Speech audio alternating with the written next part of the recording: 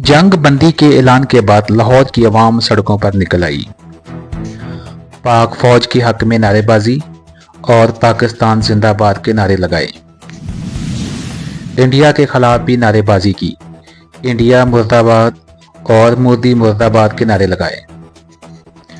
कसीर तादाद में लोग पाक फौज के हक में रैली निकाल रहे हैं। बच्चे, जवान और हर उम्र के लोग रैली में शिरकत कर रहे हैं।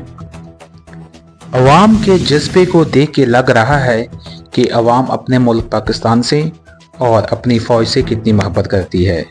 आइए आपको दिखाते हैं कि अवाम किस तरह पाक फ़ौज और पाकिस्तान जिंदाबाद के नारे लगा रही हैं और उनका जज्बा किस लेवल का है।